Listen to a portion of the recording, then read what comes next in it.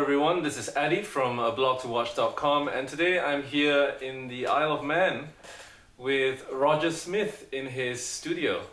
Hello Roger. Hello, nice to meet you. Tell me how you got started in watchmaking, particularly in how you got started with George Daniels. Well, my first steps into watchmaking or watch repairing was as a 16-year-old, and I went to a college in Manchester. It's a 3-year course run by the British Horological Institute, and basically you learn how to repair clocks and watches. Okay. And it was great because it gave you an all-round background into many different areas of watchmaking or clock repairing or so on. And in our second year, George came along to meet the students, George Daniels. And it was an incredible moment, really. It's pivotal. George brought out his Space Traveller pocket watch. And for me, that was a moment, and I knew that from that point that I wanted to make watches by hand. What particularly about that moment struck you?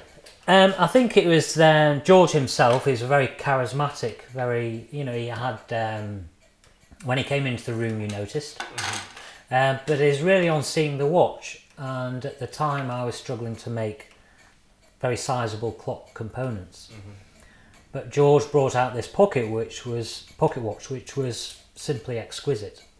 I mean, it's one of the finest watches that I'd ever seen, and even to date, it's the finest watch I've ever seen. And the things that made it so beautiful was a stylistic, the look of the watch, the feel of the watch, the way that the watch had been made. And is when you understood that the man had actually designed and made every single component in that watch, that you realised that this was something incredibly special.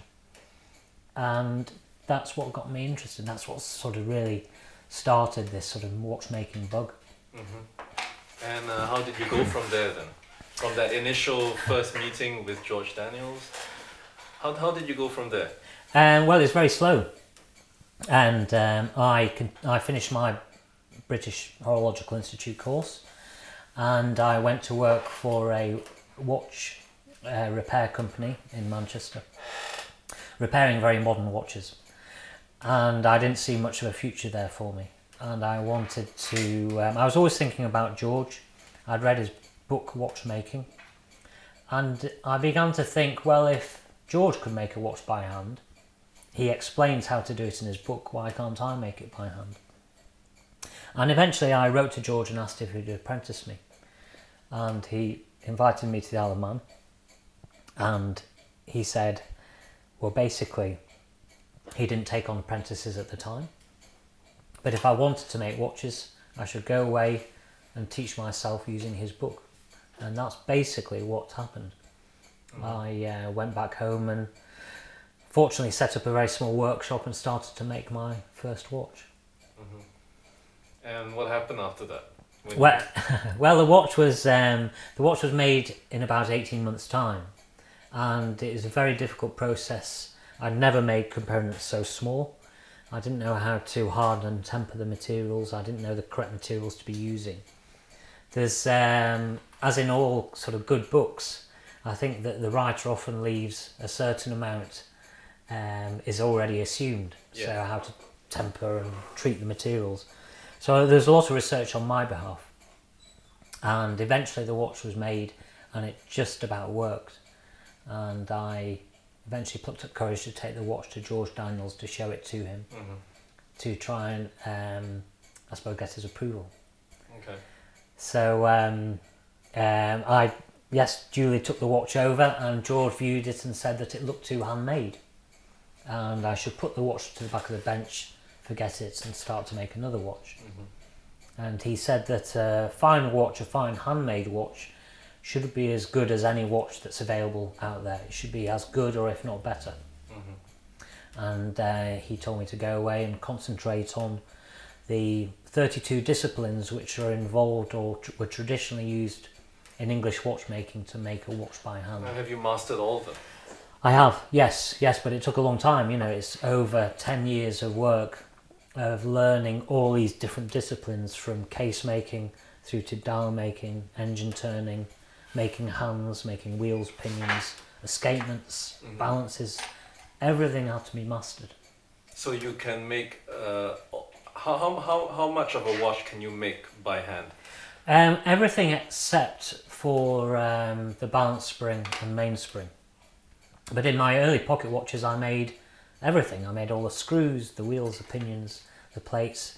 Even some jewels I had to hand make and polish because I couldn't find available sizes. So you have to become a master at so many disciplines. Okay. And then also you have to, one of the big things that George always tried to instill in me is you have to learn how to design a great watch.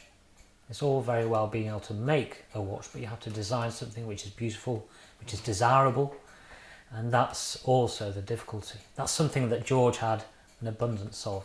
You know, he had an abundance of talent. Give me an example of during the time when you were learning how to make a watch. Can you give me an example of a particularly interesting challenge that you managed to overcome? Yeah, I mean, one of the difficulties was making the detent for the detent escapement.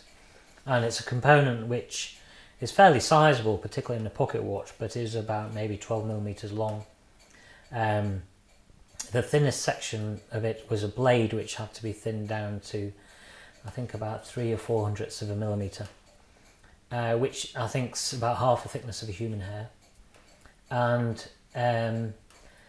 this was an incredibly difficult part to make because it had to be accurate to within microns, and it had to be all hand filed, hand polished.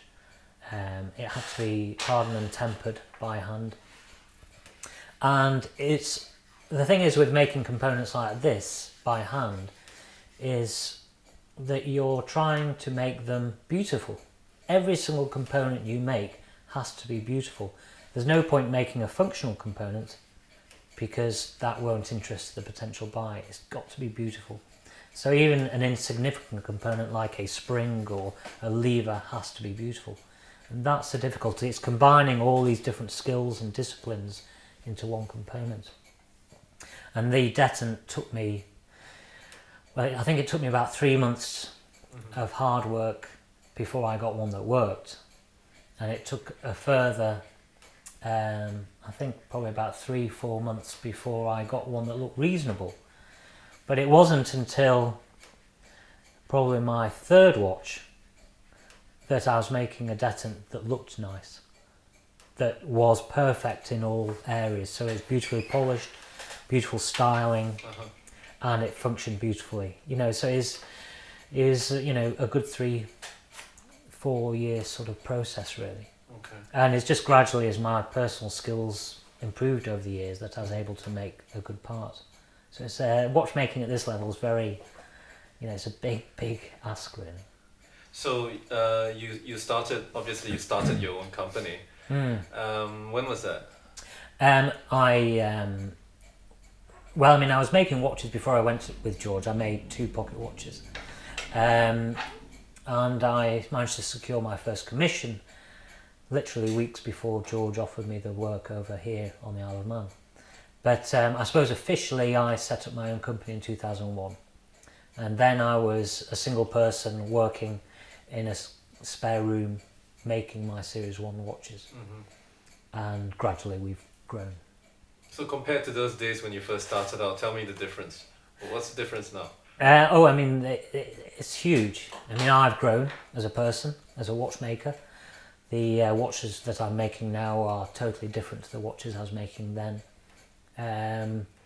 We are now surrounded, there's 7 of us in the business. There are 6 of us are physically making the watches. And we're making a watch which I'm phenomenally proud of. We're making my own watches and we're making the Daniel's anniversary watch. And we're making these watches to a standard which simply isn't achievable in mass production. We take 2 to 3 weeks to make a watch style. The hands can take anywhere between 3-4 days, maybe 5 days to have actually fitted on a watch, polished, blued if necessary, and fitted onto a watch. And it's all about trying to make the watch to the very, very highest level. It's a level which is not really needed for the timekeeping, but it's a standard of watchmaking that I think people need to be reminded about. Mm-hmm. So could you give me a sense of, if you were to say, describe the typical Roger Smith watch, what are the characteristics that you would use to describe it? Well, I mean, the ideas, particularly for my Series 2, well, all my watches really formed when I was making my first 2 pocket watches back in the early 1990s. And at the time I was making my first pocket watch and second pocket watch. At the same time I was repairing modern wristwatches, and also I was restoring some vintage English pocket watches. And I was noticing a difference between the modern watches I was repairing and the vintage pieces. And the difference between them, where it struck me, was that the wristwatch is a mass-produced item. These pieces I was working on were mass-produced. And these pocket watches I was working on were handmade, hand-finished English pocket watches. And I noticed there's a real difference in quality and construction. Basically, these pocket watches I realised were made by craftsmen. So, for example, a simple spring in the watch, you'd have had a watchmaker who'd have made springs day in, day out. And they were made to a superb quality and standard. And it was something that when I was repairing the modern watches I missed. I liked to see this quality, and I just wasn't seeing it in the wristwatch. So that's really the basis of what I'm doing now. Now what I'm doing is trying to put these English qualities of handmade pocket watches into a modern wristwatch. Mm-hmm. It's a very modern wristwatch. We have some of the latest escapement technology in the watch. We use a Daniels coaxial escapement. We use my own single wheel version of that. And we're making a watch which has all these great English qualities. So, for example, the strength of the plates, the 3/4 plate. Mm-hmm. The watches are thicker than you'd normally find, but I believe that a thicker watch gives it increases the service interval between the watch. Everything's stronger, and the watch is designed to leave my workshop and hopefully not come back for a long time. That's what I want. You know, these watches have got to survive on their own. Mm-hmm.